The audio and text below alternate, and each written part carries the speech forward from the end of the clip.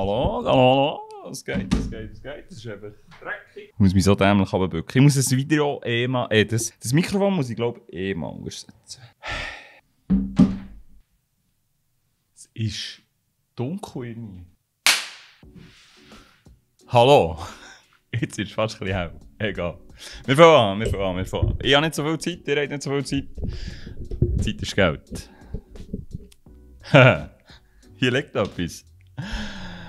Ah, Freunde, ich sage euch, ich bin traurig. Ich bin traurig, weil die geht heute in die Retour.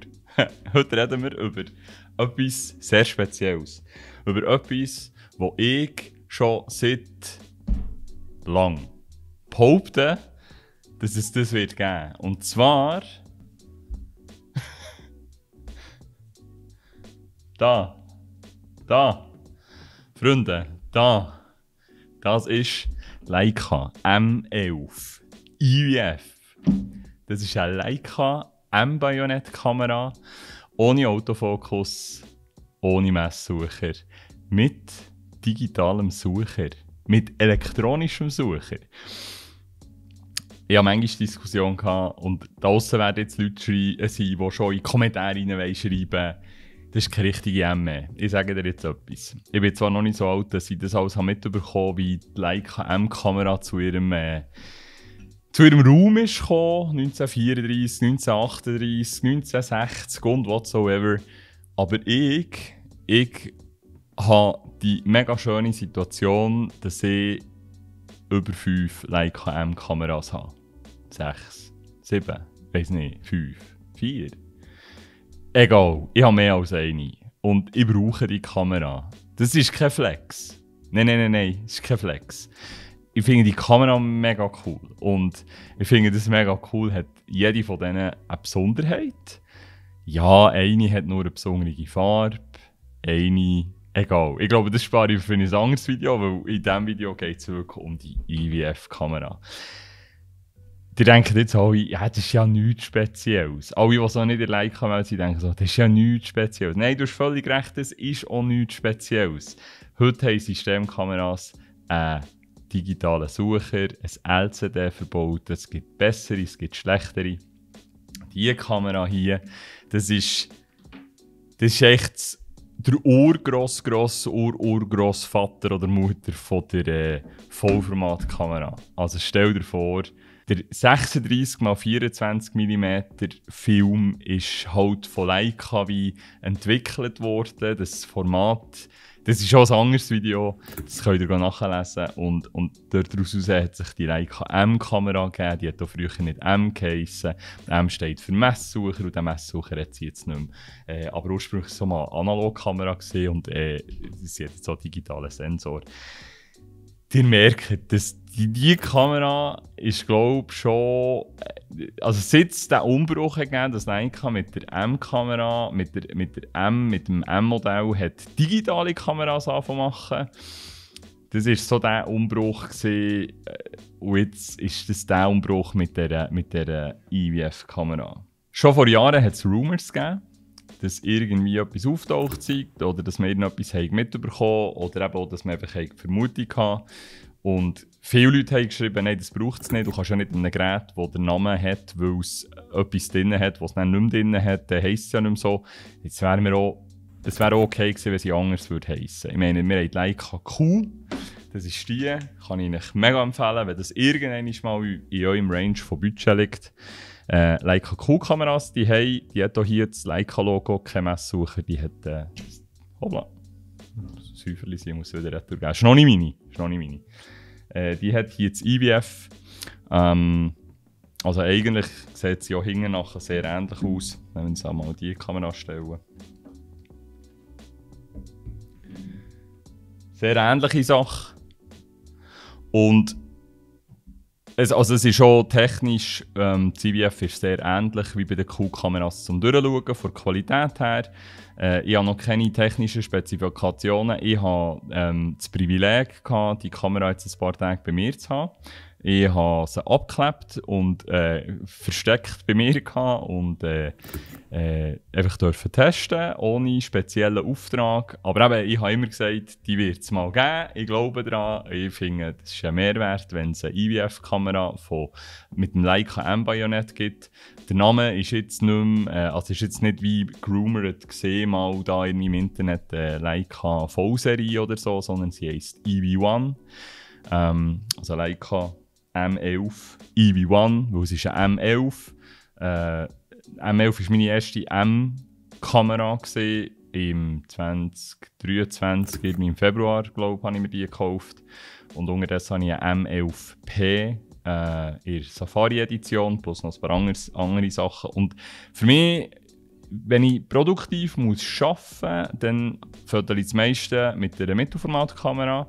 Und für so ein bisschen den Mittelbereich um 50 mm habe ich eine Leica Q43 mm dabei. Und dort habe ich echt gemerkt, wo ich die Leica M immer auch gerne mitnehme, weil das echt so meine Lieblingskamera ist, kann man sagen. Es ist nicht immer gäbig als Berufsfotograf, wenn du keinen Autofokus hast. Ich habe das sehr gerne in der Freizeit. Wenn ich Zeit habe zum Fotografieren, das ist auch der Grund, warum man sie die suchen da. Aber jetzt, wenn du so musst, liefern, arbeiten, da bin ich einfach noch zu wenig schnell, weil ich erst vor 3 Jahren angefangen mit Leica-Kameras.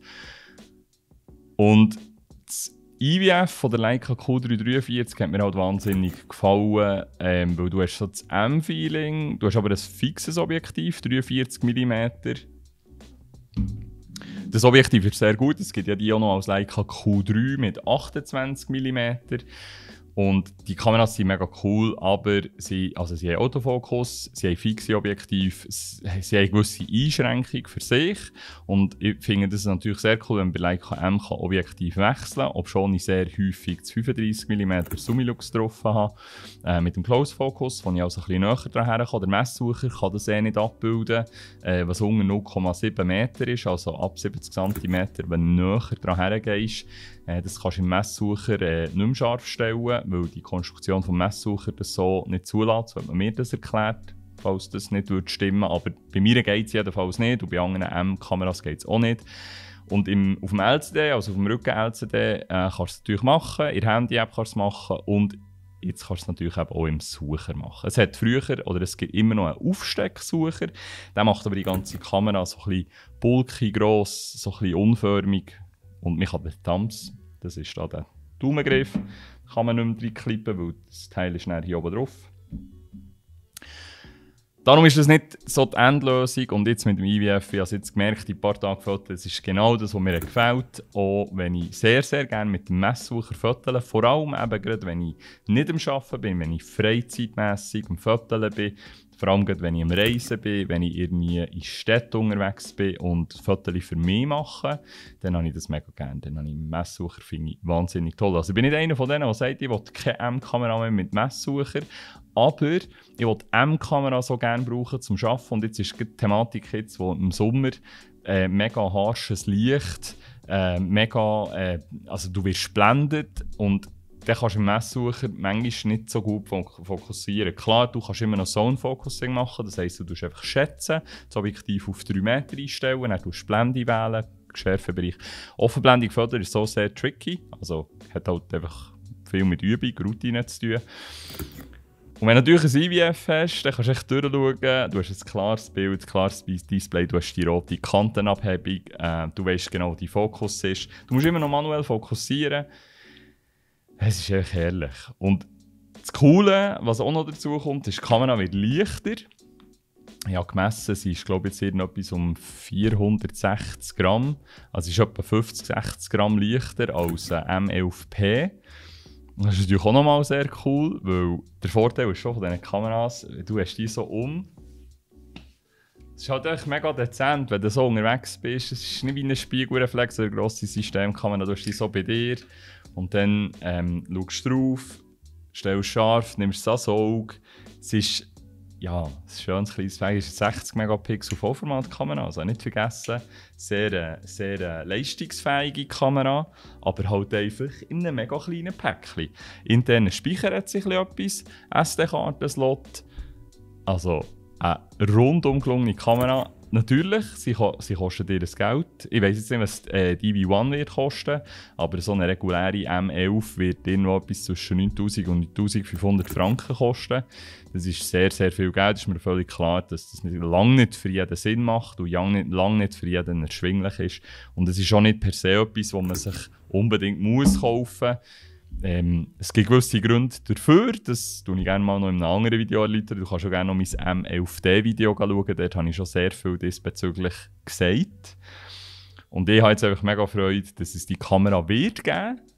Zum Zeitpunkt von diesem Video, wo ich das aufnehme, ist noch gar nichts bekannt. Das ist auch nicht eine Stärke von mir, dass ich da irgendwie nichts poste und so. Wer mich kennt, ich bin auf Insta sehr aktiv und wir müssen zusammenreissen in ein paar Tagen. Was ich da mit mir umbewegen darf, natürlich vom Foto her, das Feeling ist im Fall wie bei einer M11. Es ist jetzt nicht irgendwie anders, mit der Zeit gewöhnt man sich daran, dass das Mäuchen leichter ist. Und selbstverständlich, jetzt gerade, wenn du natürlich eine silbrige, schwarze, eine grüne Safari M11P hast, du hast immer noch Gründe, die anderen Kameras auch cool zu finden von Leica. Und notabene natürlich auch eine Leica Q 28 mm, Q3 mit 43 mm. Oder ich sage sogar, ich habe sehr gerne Occasion, ältere Leica-Kameras, weil sich die einfach mega gut haben. Es sind mega solide Kameras, die einfach mega fegen zum Fotografieren. Du, ich kann dir so sagen, wenn du dich fragst, was haben die Leute alle für einen Knall, probier es selber aus. Ich würde jetzt behaupten, über 75% von allen Leuten, die mit einer Leica mal einen Nachmittag lang, nicht einfach nur im Laden, sondern mal einen Nachmittag lang fotografieren, kannst du beim Zumstehen, kannst dir, glaube ich, 1-2 Modelle mieten. Das musst du mal machen, das ist einfach anders zum Fotografieren. Du kannst auch nicht, es ist schon nicht für alles gemacht. Also ich sage jetzt mal, es ist wirklich nicht für alles gemacht. Die Telebrennweite mit manuellem Fokus ist sehr tricky und braucht sehr viel Übung. Wenn du mir vor 10 Jahren hättest gesagt, dass ich mal so Fan für ein Produkt, das keinen Autofokus hat, in 2025 hätte ich gefunden, du spinnst. Also was erzählst du mir hier? Und da muss ich jetzt wirklich sagen, auf diese Kamera freue ich mich sehr. Ich habe auch schon sehr bedeutend klar gemacht, dass ich dir so eine gerne möchte. Dass ich mir die suchen möchte. Da bin ich auch schon am Sparen dafür. Ich bin aber in mir selber bin ich schon länger am Sparen, weil ich ja gewusst, die Kamera wird irgendwann kommen. Vielleicht muss ich dann noch etwas anderes halt verkaufen. Und dann würde ich mich mega freuen, mit der im Alltag fotografieren, wo ich sie sicher auch viel mehr dabei haben, auch im Job, weil ich mich weniger fürchte, on the job mit einer manuell fokussierten Kamera zu fokussieren, wenn ich weiss, ich habe ein LCD. Ja, sie braucht sicher ein bisschen mehr Strom, sie hat aber recht eine grosse Batterie drin. Ich habe 0 Messungen gemacht, also ich habe genauso auf die Waage gelegt. Ich habe eigentlich auch Spezifikationen, wie viel interne Speicher und so sie hat, das habe ich alles nicht angeschaut. Ich weiss nicht, ob es das finale Modell ist. Ich glaube schon, sie sieht auch sehr fertig aus und ist angeschrieben, aber wir werden es sehen. Also, das ist mal unter Vorbehalt, so das Video einfach für meine Freude über das Produkt Leica M EV1. Leica M kann noch mit IVF drin und kein Messsucher mehr. Ich habe euch sicher in diesem Video schon ein paar Einblendungen noch gemacht, wo die Kamera im Detail sieht. Das wäre schon gesehen für das kurze Video. Ich werde euch sicher in einem ausführlicheren noch berichten und vielleicht auch noch ein bisschen mehr Videomaterial drin tun, wie es so mir geht, wenn ich dann selber eine habe.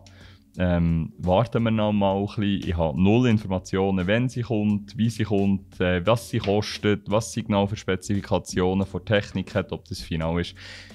Ich freue mich einfach, es wird eine geben, IVF Leica, und ich sage euch auch als jemand, der das vorletzt bei einer anderen Kamera nicht so cool gefunden hat, ich finde es mega schön, dass hier einfach leer ist, also dass man hier vorne nichts hat da. Ich habe es am liebsten, wenn das Leica-Logo ersetzt wird durch die Schrauben in Gehäusefarbe, noch ein bisschen dezenter. Also ich freue mich schon, dass es ein Leica ist, aber ich habe das lieber, wenn einfach oben noch hier der feine Nadelzug ist oder der Nadel, also so das Gravierte. Jetzt will ich nicht sagen, wie das Original heisst. Also wenn es einfach so eingraviert ist, das habe ich lieber. Das rote Logo ist natürlich auch sehr elegant, aber ich finde es schön, dass sie nicht irgendetwas Komisches da haben. Die Q-Serie hat das Logo da hinten, das ist auch okay, müsste auch nicht sein. Und da gibt es natürlich Varianten ohne rotes Logo, aber hier ist echt klein. Es ist so Satin-mässig, echt wie das Original M11. Sie ist mega schlicht, mega dezent, aber sie fühlt sich wirklich mit dem 1.4 ist Summilux immer noch sehr, sehr leicht an. Wahnsinnig cool. Ihr seht, ich habe Freude, ich freue mich drauf. Ich bin gespannt, was du dazu sagst. Ein Leica M mit IBF.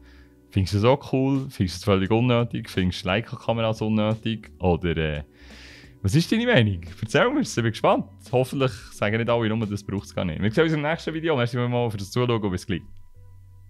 Und dann ich zeige am Schluss, das macht mich so, wie ein YouTube-Video fertig sein. Wie sagst du Tschüss? Niemand sagt dir Tschüss. Tschüss zusammen!